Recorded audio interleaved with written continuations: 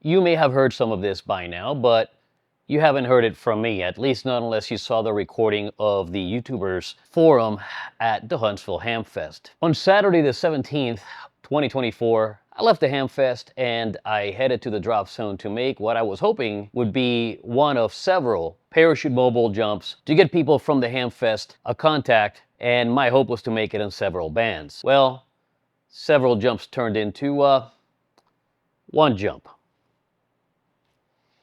On my first jump of the afternoon, on exit, I lost my radio bag. My heart sank. My first thought was, please let this thing land in an open field where it cannot hurt anyone or anything. Fairly fortunate that it landed on someone's roof and it didn't do any damage. To be clear, I know some of you internet lawyers out there, there was no damage. There were no laws broken, and there was no need to file any reports with any authority in regards to this. I talked to the homeowners. They let me on the property to look for my bag, and once we found it, I offered them my contact information in the event that they find anything wrong later on.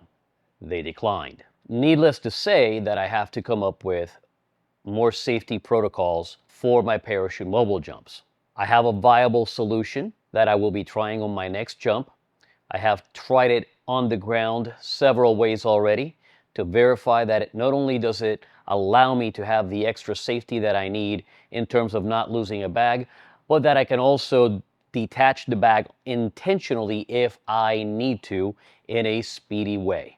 With that out of the way, here's the video. It's Saturday, 17th of August.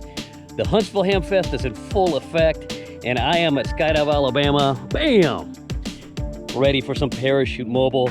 I didn't get out here until very late because I spent way too much time at the Hamfest, which is kind of a good thing. The Hamfest should be wrapping up for the day pretty close, so that means a lot of you should be at Montesano ready for the QSO, and 750 VX is our ride for the day.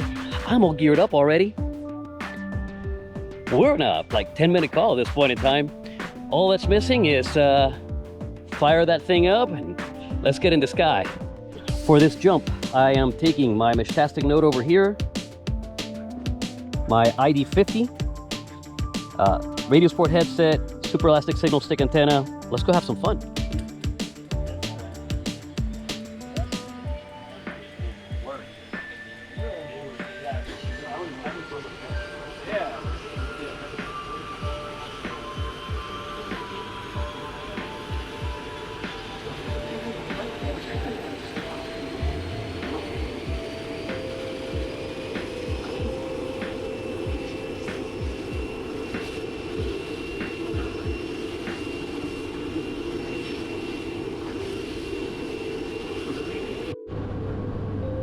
We're pushing through 9,000 feet.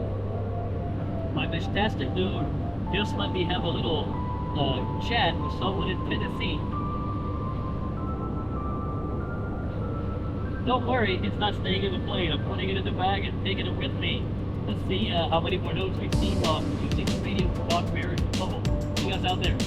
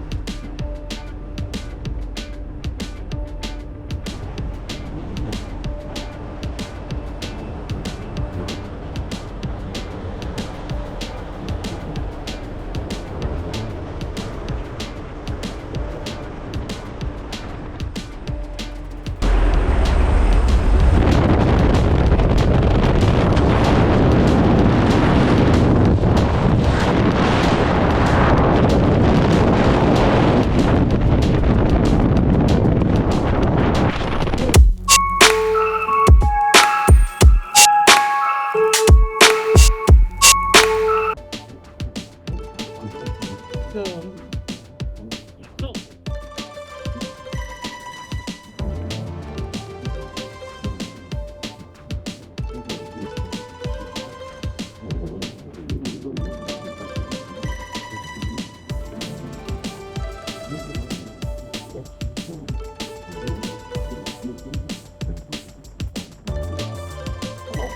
that is certainly an expensive jump.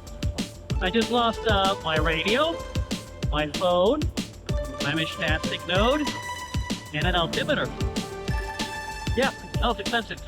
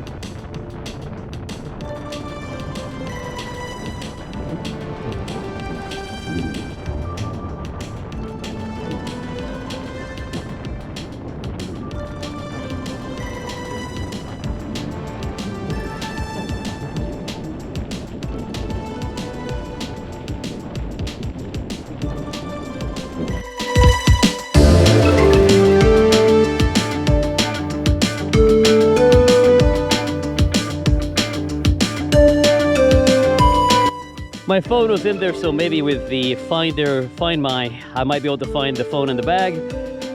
But for now, we're done with Parachute Mobile for the weekend. Well, the Find My app has my phone a mile that way in someone's yard, so I'm gonna head over there and see if I'm able to recover the whole thing. The next door neighbor knows them, trying to get a hold of them, seeing if I can get permission to try to get the bag down. We shall see. Cross your fingers for me. All's well that ends well.